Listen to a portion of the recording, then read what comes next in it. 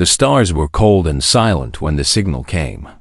Captain Park Jisoo sat alone in her cabin, drinking bitter coffee and watching the endless dark through her small window. 30 years she had spent in space. 30 years of finding broken ships, dead crews, and forgotten cargo floating in the void. She had seen things that would make younger people weep. But she had also learned something important. Space was not evil. It was simply empty. And empty things did not care if you lived or died. The intercom crackled. "Captain, we have something." Jisoo set down her cup and walked to the bridge. Her boots made heavy sounds on the metal floor.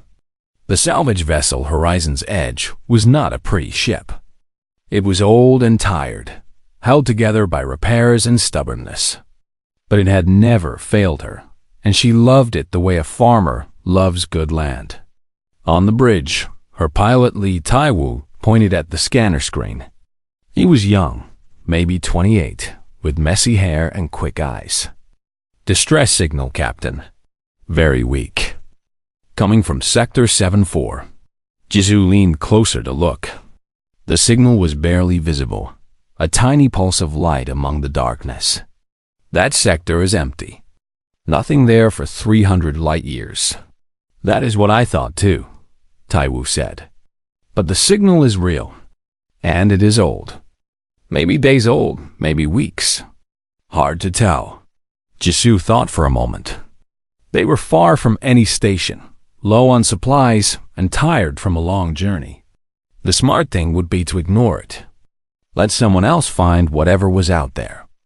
But Jisoo had not become a captain by being smart. She had become a captain by being stubborn. "Change course," she said. "Let us see what the void has left for us." It took 6 hours to reach the source of the signal. What they found made everyone on the bridge go silent. Debris. Thousands of pieces of metal and glass floating in a slow, terrible dance. The remains of ships, maybe 5 or 6 of them, torn apart by weapons fire. Burn marks scarred the larger pieces. Some still glowed with dying heat. "A battle," Taiwu whispered. "Someone fought hard here." Jisoo nodded slowly. She had seen battle wreckage before, but something about this was different. The destroyed ships all had the same design, the same markings. They were hunters, chasing something, and whatever they chased had fought back with desperate fury. "There," said Big Soman, the communications officer. She was a small woman with sharp features and a calm voice. Nothing surprised her. In the center of the debris field, a small vessel, still intact.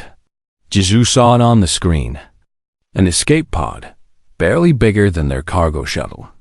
Its hull was covered with burns and holes. It should not have survived. But it floated there, spinning slowly like a leaf on dark water. "Life signs?" Jisoo asked. Yoon Hana, the medical officer, checked her scanner. She was older than most of the crew, with gray in her hair and gentle hands that had healed many wounds. Her face grew pale as she read the results. "2," she said quietly. "But one is very weak, fading." Jisoo did not hesitate. "Tai will bring us alongside. Do-hyun, prepare the docking arm. We are going in." Kang Do-hyun, the ship's engineer, was already moving. He was a big man with rough hands and a quiet nature. He spoke little but worked hard. Within minutes, the docking arm connected to the damaged pod. Jisoo, Hana, and Do-hyun entered together. The pod's interior was dark and cold. Emergency lights flickered red, casting strange shadows. The air smelled wrong, like copper and something sweet that Jisoo did not recognize. Then Hana made a sound, something between a gasp and a cry. In the center of the pod, wrapped in torn blankets and broken pieces of the wall, were 2 figures. The larger one was clearly female, though not human. Her skin was pale blue, almost silver in the dim light. She had 4 arms, 2 pressed against a terrible wound in her chest, 2 wrapped around the smaller figure beneath her.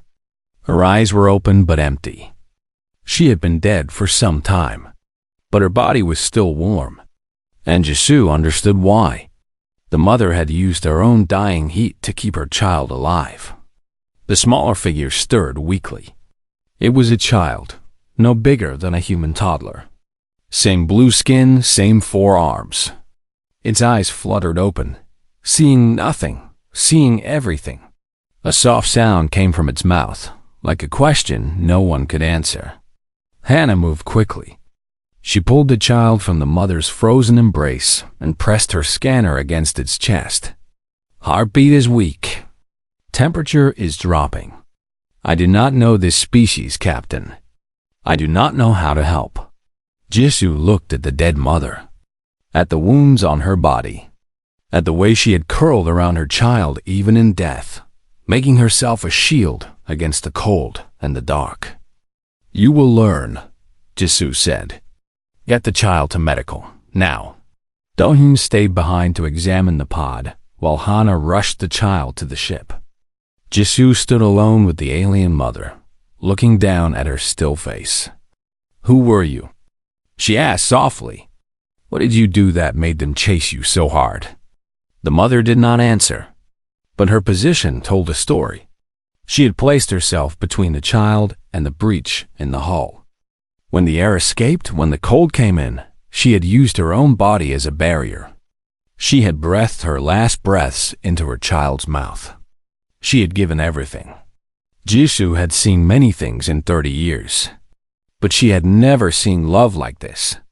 She touched the mother's cold hand gently. I do not know if you can hear me. I do not know what you believed, but I promise you this. Your child will live. I will make sure of it.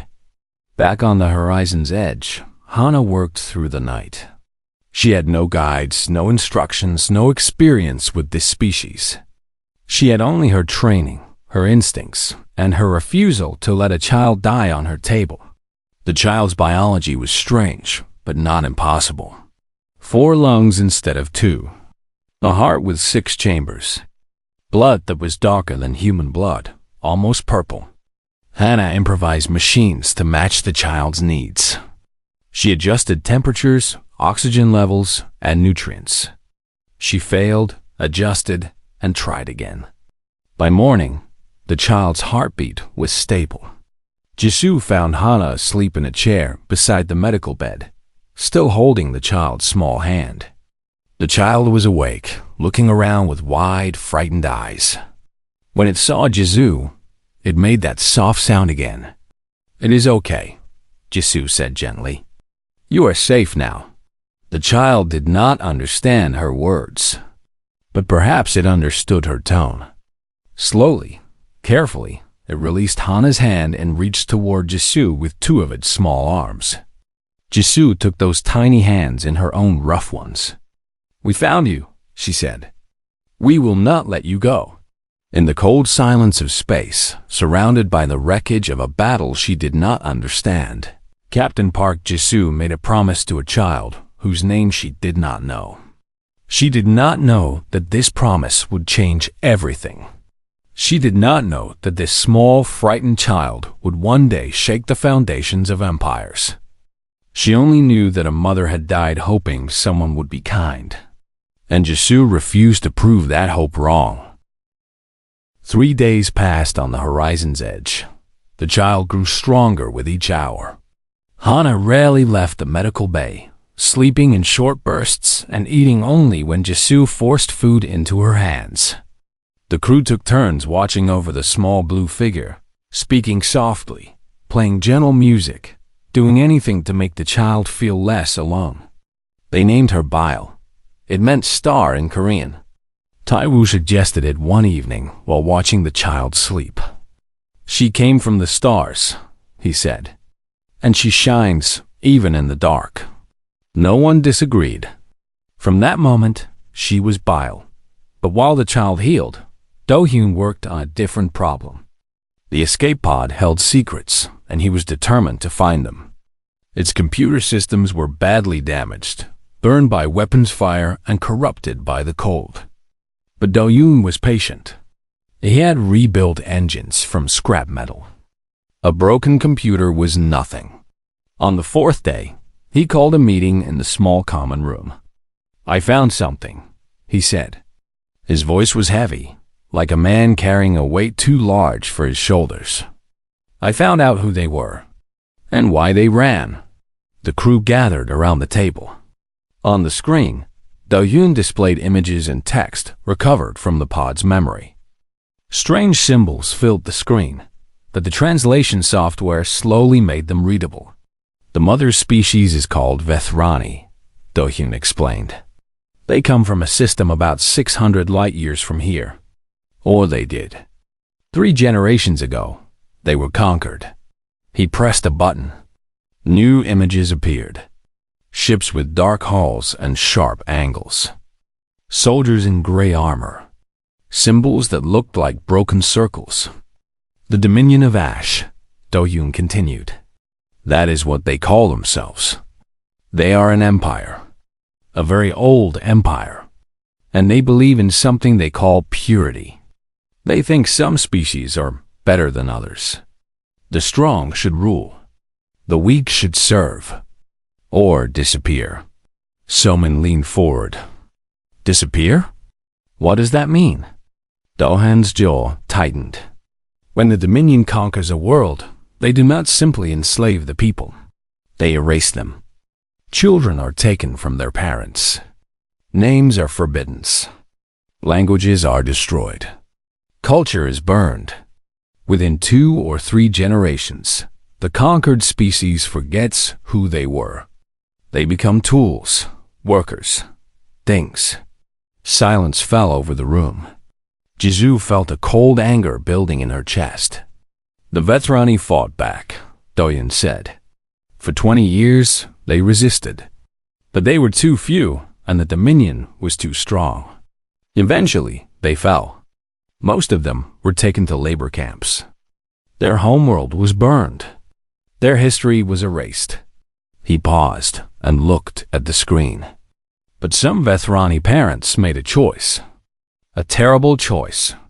Rather than let their children be taken and made into slaves, they chose to end their children's lives themselves. Quickly, painlessly, in their arms, with love. They believed death was kinder than what waited for them." Hana made a small sound. Her hand went to her mouth. Taiwu looked away, his eyes wet. "The mother," Jisoo said quietly. "She did not make that choice." "No," Do-yoon agreed. "She chose a third path. She ran." He played another recording. This one was a log, broken and fragmented, but clear enough to understand. A voice spoke in the Vethrani language, translated by the ship's computer into flat, mechanical Korean. "I will not let them take her. I will not kill her myself. There must be someone in this universe who will help. There must be kindness somewhere. I will find it, or I will die trying." The voice was the mother's. Jisoo recognized something in its tone, a fierce desperation that went beyond fear. This was not a woman running from death. This was a woman running toward hope. "She stole a ship," Do-hyun continued. "She broke through a Dominion blockade. The debris we found, those were pursuit ships. She destroyed 3 of them before her vessel was crippled. She transferred to the escape pod and kept running. 3 ships, Taiwu whispered. She destroyed 3 warships by herself? She was a soldier once, Do-hyun said, before the conquest. One of the best, according to the records. But after she had bile, she became something else. Something the Dominion did not expect. He played the final recording. This one was different. The image was unclear, flickering, and distorted. But they could see her, the mother, sitting in the damaged pod. Blood covered her chest. Her breathing was shallow, and in her 4 arms, she held her daughter close. She spoke in her native tongue, her voice weak but steady. The translation followed. My little star. My bile. I am sorry I cannot stay with you. I am sorry I cannot see you grow, but I have given you everything I have. I have given you a chance. Somewhere in this cold universe, there are beings who know kindness. Find them, let them love you. And live, my daughter. Live for me. Live for all the children who could not. She pressed her lips to the child's forehead. I love you. I will always love you. Now sleep. When you wake, you will be safe. I promise. The recording ended. No one spoke. No one moved. Jisoo felt tears on her face but did not wipe them away. She was not ashamed of them. Hannah stood up suddenly. Her voice shook but did not break. The Dominion. They will come for her. They will learn she survived. Yes, Dalian said. The pod was sending a distress signal. Weak, but it could be traced. If the Dominion is looking, they will find her eventually. Then we hide her, Taiwu said fiercely. We take her somewhere they will never find her. Where? Someone asked. The Dominion has spies everywhere. They have treaties with half the galaxy. No one will risk their anger for one child. Jisoo stood up. Her crew looked at her, waiting. They had followed her through storms and silence, through battles and empty years. They trusted her to know what to do. And for the first time in a long time, Jisoo knew exactly what to do. We take her home, she said. Home? Taiwu frowned. You mean Earth? Yes, Earth. Humanity has no treaties with the Dominion. We are too new, too small, too far away for them to notice. And we have one thing the Dominion does not understand. What is that? Hannah asked. Jisoo smiled, but there was iron in it. Stubbornness. We are a species that crossed oceans in wooden boats because we wanted to know what was on the other side. We climbed mountains because they were there. We reached for the stars because we refused to believe we were too small to touch them. The Dominion thinks strength is about power, about control.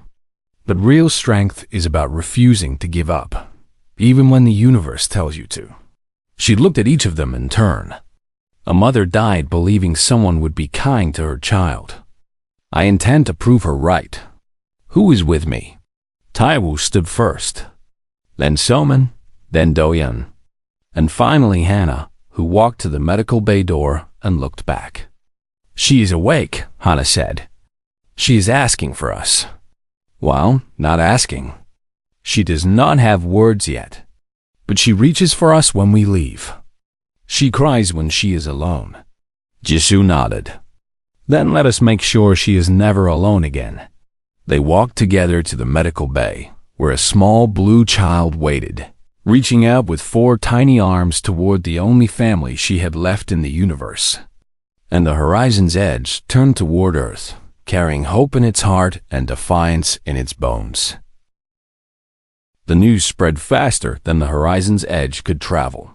By the time Jisoo's ship reached Waystation Corinth, a massive trading hub floating between 3 star systems, the whole galaxy seemed to know about the Vethrani child. Someone had leaked the story. Maybe a signal was intercepted. Maybe a spy was watching. It did not matter how. What mattered was that everyone knew. And everyone had an opinion. Waystation Corinth was shaped like a giant wheel, spinning slowly to create artificial gravity. Thousands of beings from hundreds of species lived there, trading goods, sharing information, making deals in the shadows. It was supposed to be neutral ground, a place where enemies could meet without fighting. But when the horizon's edge docked, the station was anything but peaceful. Jisoo walked down the boarding ramp with her crew behind her. Hannah carried Bile in her arms, wrapped in a soft blanket. The child was awake, her wide eyes taking in the strange sights around her. In the weeks of travel, she had learned to trust the crew. She no longer cried when left alone. She even smiled sometimes, a small curving of her lips that made everyone's heart warm. But she was not smiling now. She could feel the tension in the air. A crowd waited at the dock. Station security in black uniforms. Diplomats in expensive clothes. Reporters with floating cameras. And at the front, a tall figure in gray armor with the symbol of broken circles on his chest. The Dominion had come. Ambassador Vorath was not what Jisoo expected. He was tall and thin, with pale skin and eyes that seemed to see everything and feel nothing. His voice was calm, almost pleasant, like a teacher explaining something to a slow student. "Captain Park Jisoo," he said, reading from a small device. "Of the Earth vessel Horizon's Edge, you have something that belongs to the Dominion. I am here to collect it." Jisoo felt her crew tense behind her. Taiwu's hand moved toward his weapon. Dohun stepped forward, his large body blocking the ambassador's view of Hannah and Bile. "The child is not property," Jisoo said. Her voice was steady. "She is a person, a survivor, and she is under my protection." Vorath smiled, but it did not reach his eyes. "I understand your confusion. Your species is young. You do not know how the galaxy works. Allow me to explain." He gestured, and a holographic display appeared in the air between them. "The child you call Bile is the offspring of a criminal named Vessel 7. This criminal stole military equipment, destroyed Dominion vessels, and fled lawful custody. Under Dominion law, her child is state property. It is to be collected, processed, and assigned to appropriate labor. This is not cruel. This is order. This is how peace is maintained." "Peace?" Hannah's voice cut through the air like a blade. "You call this peace? You steal children. You erase cultures. You turn people into tools. That is not peace. That is murder with extra steps." Vorath's smile faded slightly. The medical officer speaks out of turn. "Perhaps she does not understand the consequences of defying the Dominion." "I understand perfectly," Hannah said. "You are afraid. Afraid of a child. Afraid of what she represents. A mother who refused to surrender. A people who refuse to be erased. You can destroy their bodies, but you cannot destroy their hope. And that terrifies you." For a moment, something flickered in Vorath's eyes. Anger? Fear? Jisoo could not tell, but it was gone as quickly as it appeared. "I have been patient," the ambassador said. "But my patience has limits. The Galactic Concordat has rules about such matters. No species may harbor fugitives from another. If you refuse to surrender the child, you will face consequences. Your species is small, weak, far from your home. Do you really wish to make enemies of the Dominion?" Jisoo opened her mouth to answer, but another voice spoke first. "She already has allies." The crowd parted. A woman walked forward, her uniform crisp and dark blue, her bearing straight and proud. Stars gleamed on her shoulders. Admiral Choi Yoonji of the United Earth Defense Force looked at Vorath with cold eyes. "I received Captain Jisoo's report 3 days ago," the Admiral said. "I have been in contact with Earth Command since then. The child is not a fugitive. She is a refugee. And under Earth law, refugees are protected." Vorath's jaw tightened. "Earth law means nothing here.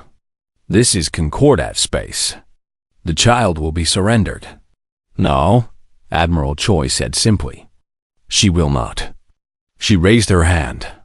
On the station's main screen, images appeared. Ships, dozens of them. Then hundreds. Human vessels of every kind, freighters and cruisers and carriers, all moving toward Corinth. Their weapons were powered. Their shields were raised. 17 vessels changed course when they heard what happened, Admiral Choi continued. Then 50. Then 200. Now, there are over 300 human ships within range of this station. Private citizens. Military forces. Corporate vessels. All of them came for the same reason. "This is madness," Morith hissed. "You would start a war over one child?" Admiral Choi stepped closer to him. She was shorter than the ambassador, smaller, seemingly weaker. But there was something in her eyes that made him step back. "You misunderstand us," she said. "We are not threatening war. We are making a promise. That child's mother asked the universe for kindness. She died believing someone would answer. We are answering. And we will not stop. Not for you. Not for your empire. Not for any force in this galaxy." The station fell silent. Even the cameras stopped moving. The galaxy was watching, and humanity was putting on a show. Vorith looked at the screen, at the approaching fleet, at the human faces all around him. For the first time, he seemed uncertain. "You are making a mistake," he said quietly. "The Dominion does not forget. The Dominion does not forgive." "Neither do we," Jisoo said. She stepped forward until she stood between the ambassador and her crew. "You can send your fleets. You can threaten our worlds.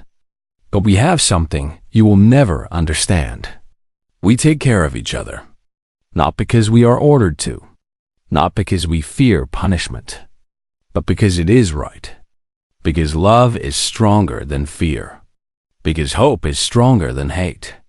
She held out her hand. Hannah stepped forward and placed Bile in her arms. The child looked at Vorith with wide, frightened eyes, then buried her face in Jisoo's shoulder. "This child is ours now," Jisoo said. "Go back to your masters and tell them what you saw here today. Tell them that humanity answered. And tell them that if they come for her, they will have to go through every last one of us." Vorith stared at her for a long moment. Then he turned and walked away, his footsteps echoing in the silent station. When he was gone, the crowd erupted.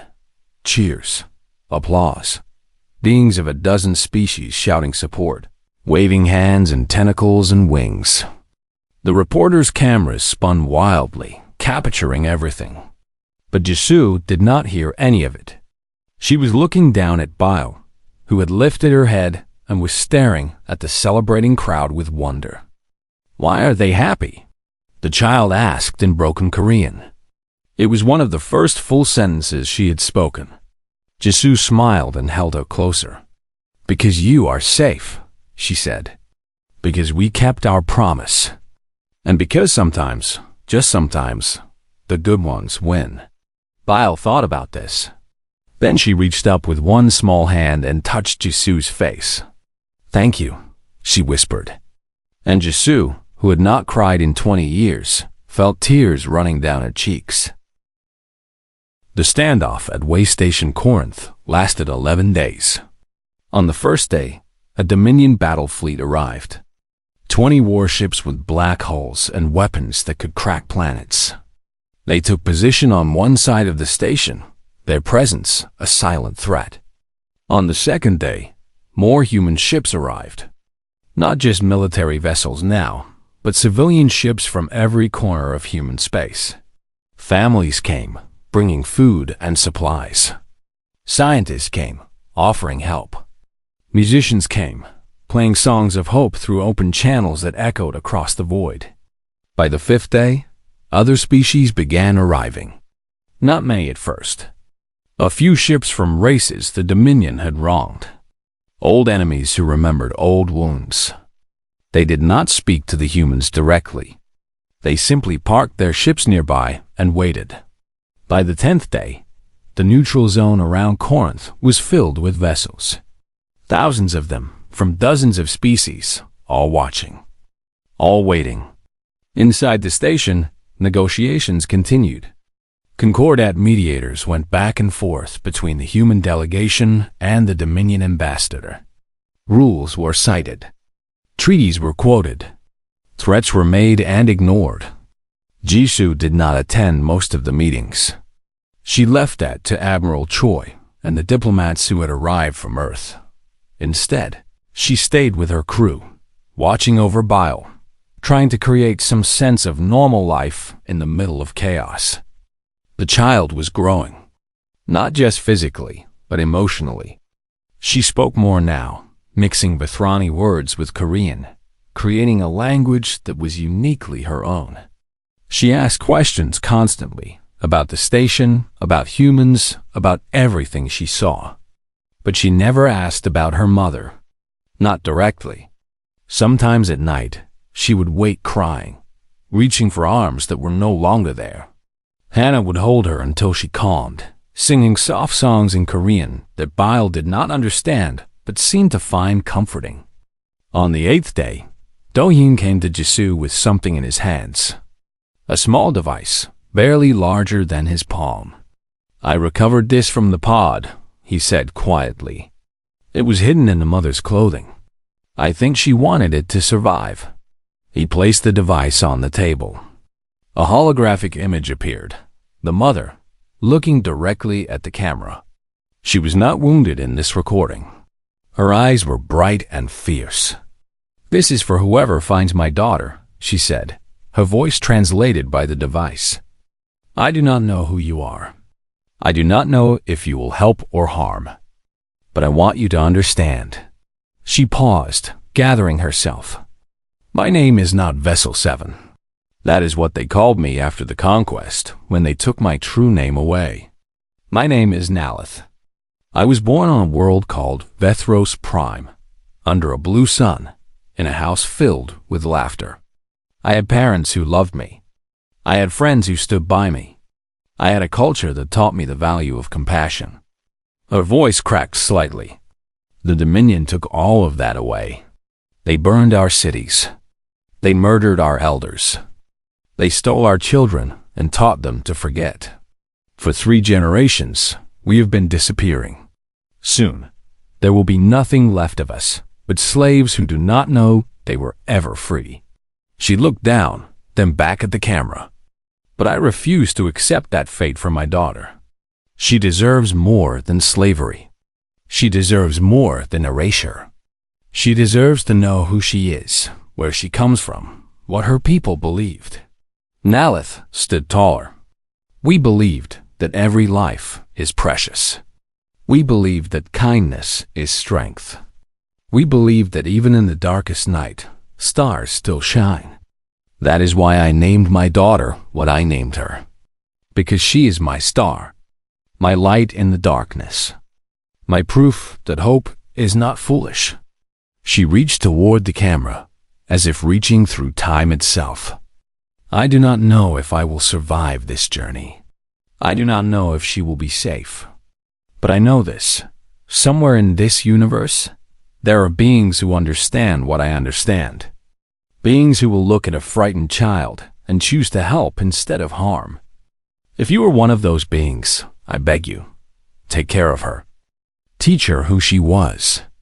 Let her be proud of her people, even if we are gone. Let her know that her mother loved her more than life itself." Tears ran down Nalith's face, but she did not look away. "And tell her this. I do not regret anything. Not the fighting, not the running, not even the dying. Because every moment of her life is worth more than 1,000 years of mine. She's my greatest victory, my final defiance, my eternal hope." The recording ended. Jisoo sat in silence for a long time. Then she stood up. "Broadcast this," she said, "to everyone, every ship, every station, every world that can receive a signal." Do-hyun hesitated. "The Dominion will not like that." "I do not care what they like," Jisoo said. "The galaxy needs to see this. They need to understand what we are fighting for. Not politics, not territory, a mother's love, a child's life, the right to exist." Within hours, Nalith's message was everywhere. It played on screens across Corinth. It echoed through ships floating in the void. It reached worlds that had never heard of humanity or the Vethrani. And something changed. On Dominion worlds, citizens who had never questioned their government began to ask questions. They saw a mother fighting for her child, and they remembered their own mothers, their own children. They saw a species being erased, and they wondered who would be next. On neutral worlds, beings who had stayed silent began to speak. They sent messages of support. They called for action. They demanded that the Concordat do something. Even within the Dominion fleet at Corinth, there was uncertainty. Younger officers looked at each other with troubled eyes. Soldiers who had followed orders without thinking began to think. On the 11th day, Ambassador Voreth received new instructions from his superiors. His face was pale when he announced them. "The Dominion withdraws its claim," he said. His voice was flat, empty of emotion. "The child may remain with the humans. This matter is concluded." Cheers erupted throughout the station. Human sailors embraced each other. Alien allies raised whatever they had in celebration. The cameras broadcast the moment to every corner of the galaxy. But Jisoo did not cheer. She watched Voreth walk away, his shoulders stiff, his steps slow.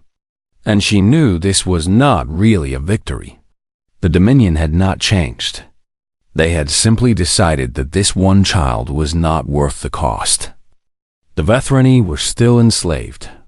Their culture was still dying. Millions of children were still growing up without names, without history, without hope. One child saved. Millions still waiting. That night, Jisoo sat with Bile in the observation deck, watching the stars. "Are the bad ones gone?" Bile asked. "For now," Jisoo said. "But they will come back. Maybe not for you, but for others like you." Bile was quiet for a moment.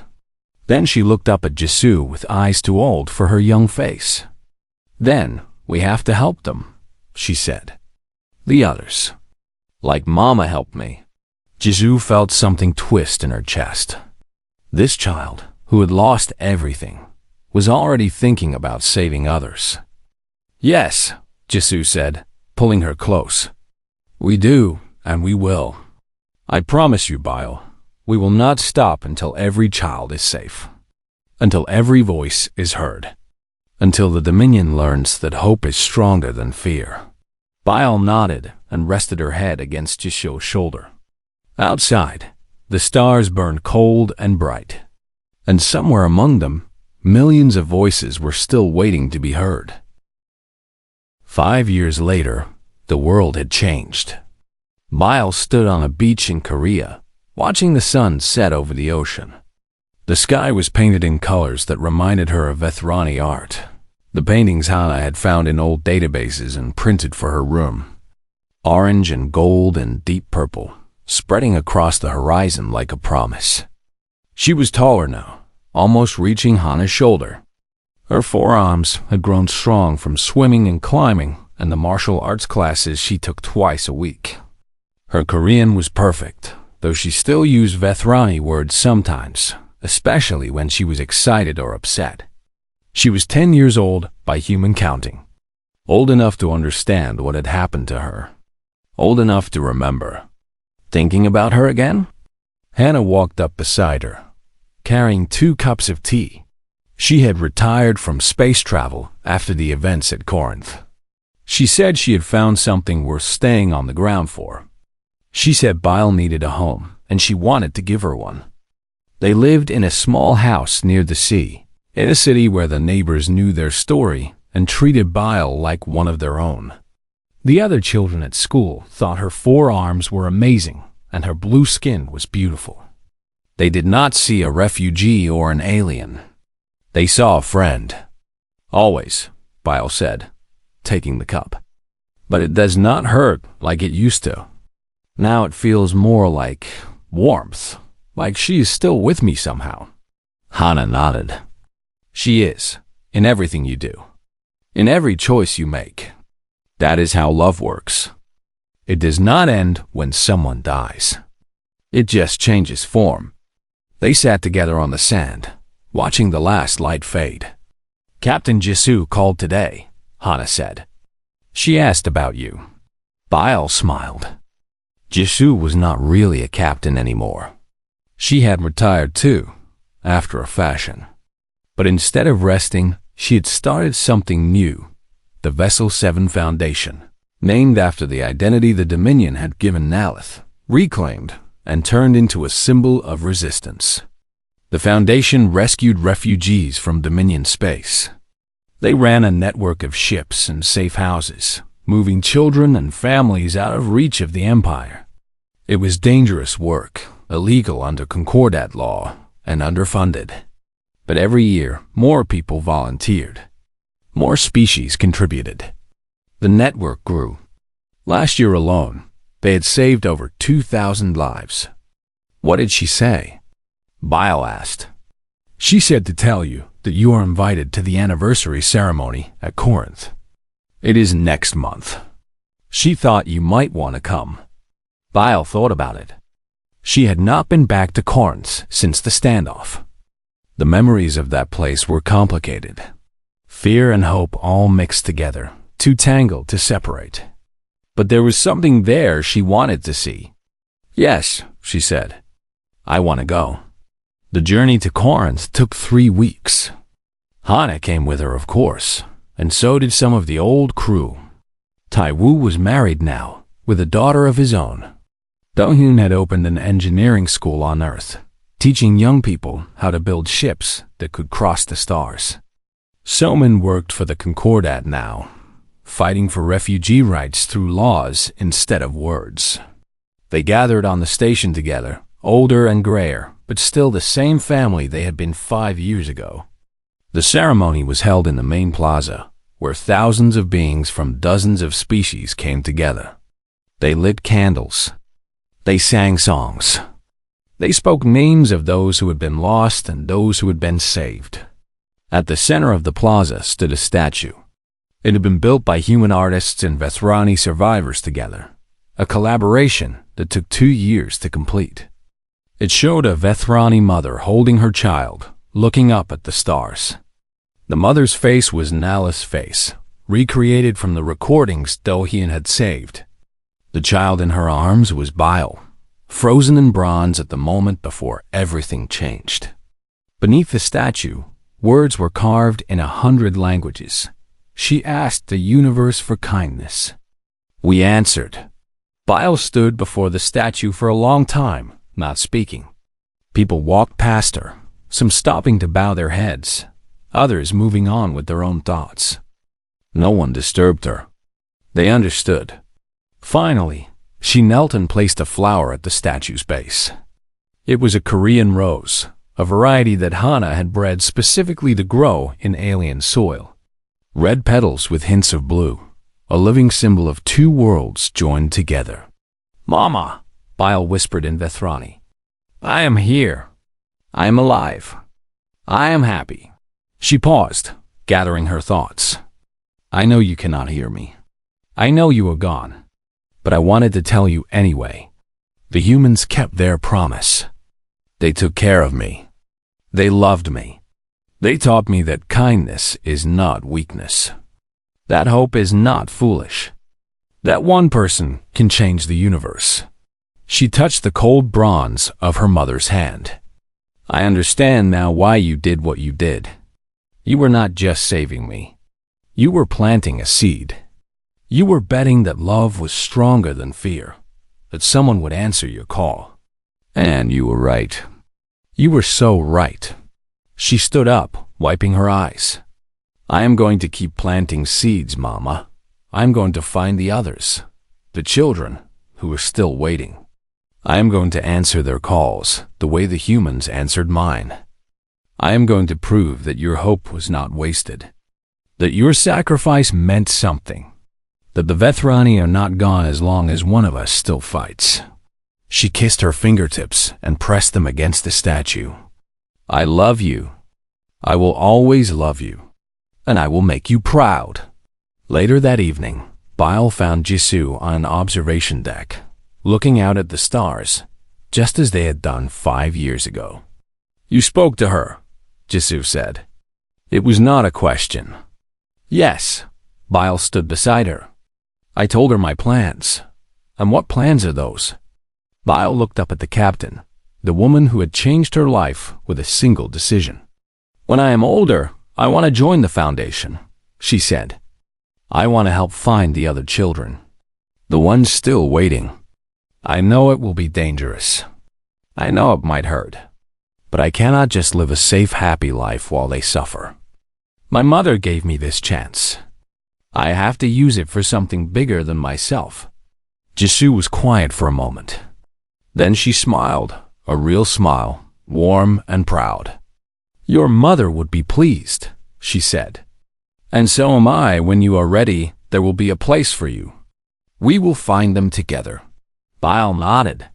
She looked out at the stars, countless points of light, each one a world, each world full of lives that mattered.